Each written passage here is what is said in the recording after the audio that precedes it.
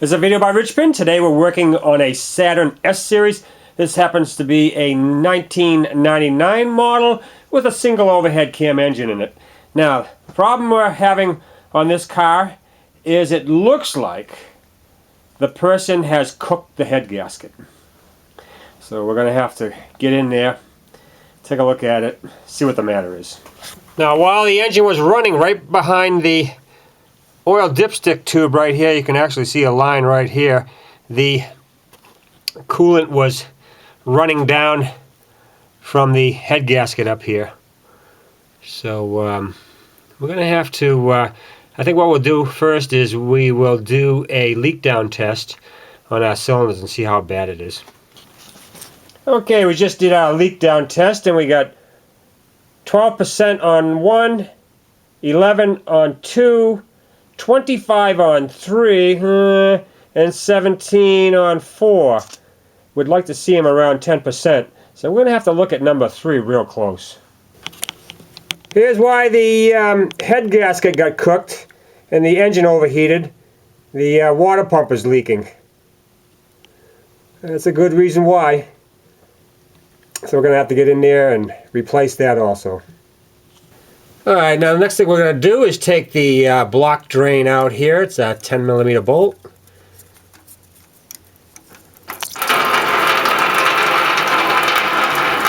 Now the next thing we're going to do is to remove the AC compressor out of the way. We're not going to disconnect the lines. We're just going to leave the lines connected. First thing we need to do is to take the electrical connector off. And then there are 5 10mm bolts to secure the bracket to the motor and 2 13mm headed bolts. Once we remove those, we can take this compressor and just kick it out of here. Kick it over to the side right there. Out of the way. Now don't forget to make a list of all the items you take off. It sure makes it go back a lot easier. Now the next thing we're going to do is remove this top radiator hose from the cylinder head and get that out of the way. Next thing you want to do is remove your valve cover. Take your compression gauge, stick it in number 1 spark plug. Take all your spark plugs out. I've got my gauge over here, and you want to hand rotate the engine. Now look for this rocker right here. When you see it come back up, you'll know you're coming close to the compression stroke for number 1. And what you want to do is look at the gauge, and once you see the gauge start to move, stop right there. Now after you've seen the compression gauge stop, take it out, take an ordinary straw, stick it in a hole right there. Now rotate the engine, and when the straw stops moving right there, that's top dead center. Now to double check the top dead center, take a look at your crank pulley here. There's a little groove right here in the pulley, and right here there's a boss on the timing cover. They should line up. And if they do, you are definitely on top dead center. Next thing we want to do is get that alternator out of there. Give us some extra room.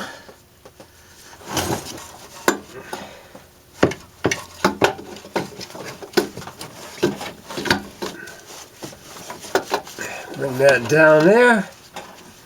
And we'll snake it right out there like that. The next thing we're going to do is take out the serpentine belt tensioner, which is held in by 2 10mm headed bolts.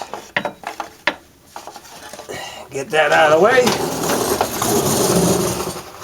Next we want to remove the 3 10mm headed bolts that secure the pump bracket and pump to the cylinder head.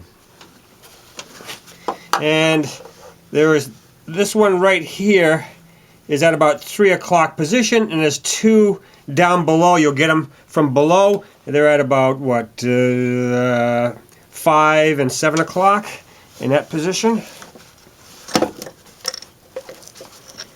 Okay. There's the last bolt. And now we can just leave that pump right there connected to the hoses, and she's out of the way. Next thing we're going to do is remove the idle pulley. It's held on by one 13mm bolt. And once we remove the bolt, we can just remove the pulley. Next thing we're going to do on this single head cam engine is to remove this coolant pipe right here. There is a clamp right here, 10mm. You want to loosen that. And over here on the firewall there's a clip. Unclip that. Now, here's a little trivia for you. Somebody asked you, is there SAE sizes on the Saturn? And there is. You would think that it's all metric.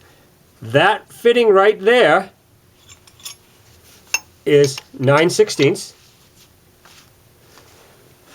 And up here, on this fitting right here, is 7/16. So take your flare wrench, get that on there, and loosen that off.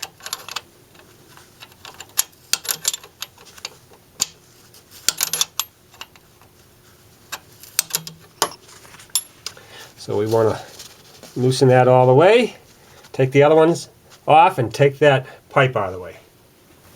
Next thing we need to do is take the crank pulley off. If you got a good impact, this should be no problem. By the way, that is a 21mm hex on the end of that bolt.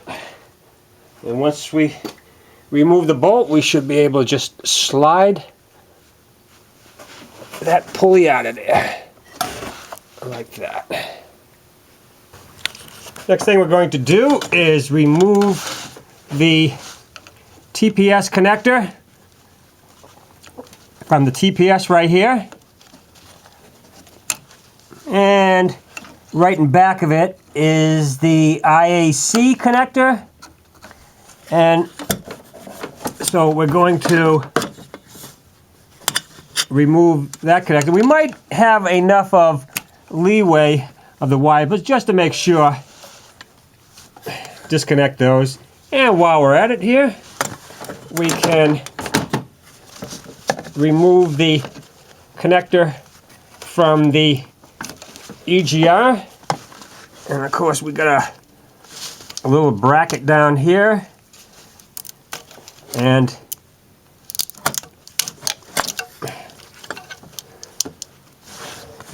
disconnect that. There we go. We're all out of the way. Next thing we want to do is remove this 10mm bolt that secures the feed line from the fuel pump to the fuel rail right here. And that will let us move the intake manifold back. See, now it gives us a little play in the line there. Next thing we need to remove are the 9 13mm nuts that secure the intake manifold to the cylinder head. Then underneath the throttle body here is one 10mm headed bolt. Now once we remove all those, we can just grab a hold of the manifold and just slide it back off the studs, just like that. And now it's clear. Next thing we need to do is take the 8 13mm studs or nuts, whichever way they come out of the exhaust manifold, and then we can just leave it right there, and it's right out of the way. While I'm at it, this is a great time to take our defective water pump out of the way. I just removed the 6 10mm bolts that secure the pump. And now my favorite thing, brute force. Oh jeez, you gotta be kidding me. And I was going to have to whack that thing off. Looks like somebody's been in here to replace this pump already.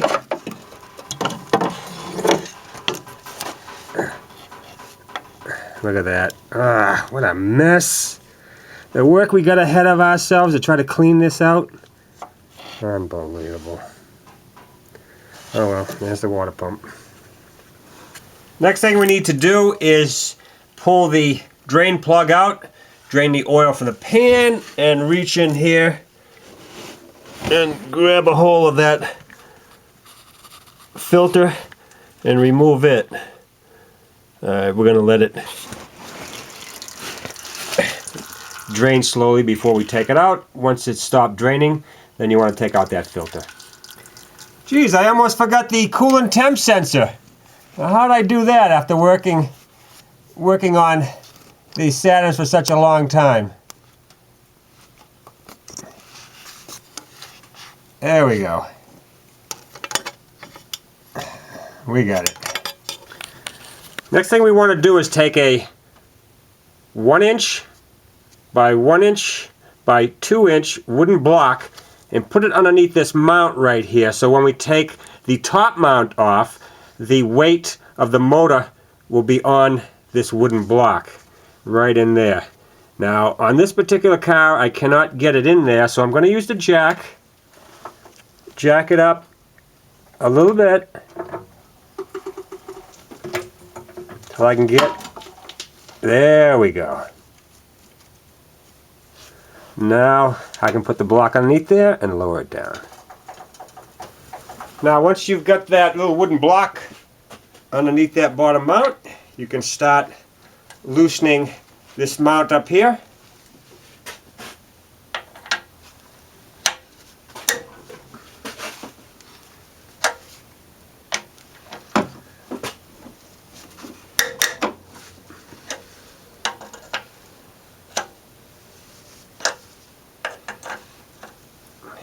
Just keep doing this very slowly until all the pressure is off those nuts.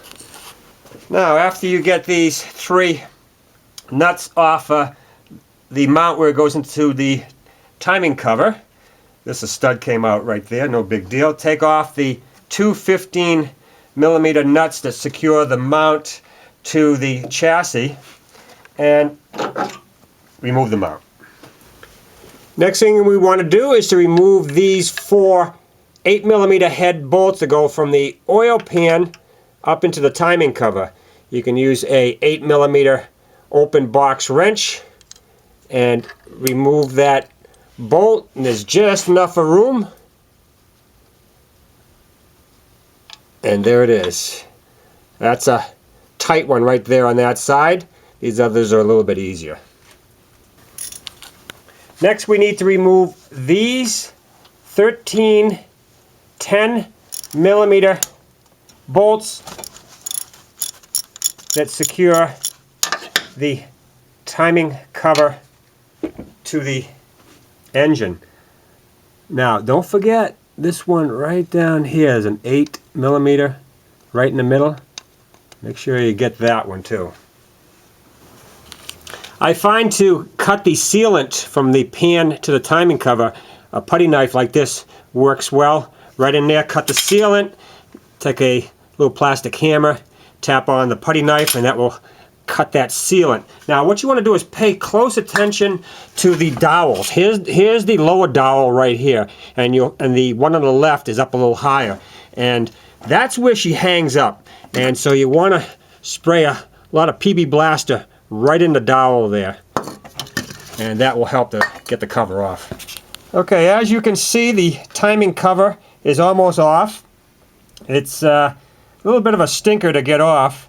What works well is a little putty knife right in here to get it to open, and then what you can do is you can work your putty knife down the side here like this, and then I have a long flexible screwdriver right here, and then what you want to do is very lightly pry that so you don't gouge up the surfaces, And all the while spray some WD-40 in here, because the problem is the dowel pins. See, now here's a dowel pin on this side right here, and the one on the other side is about halfway up the valve cover. All you have to do is look for that big round hole in the cover right there. That's where the dowel is. Now, there is a little ear right down here next to this dowel, and you can get a big pry bar on there without doing any damage, and just very lightly put some pressure on there and you will get it off that dowel. So we're almost off.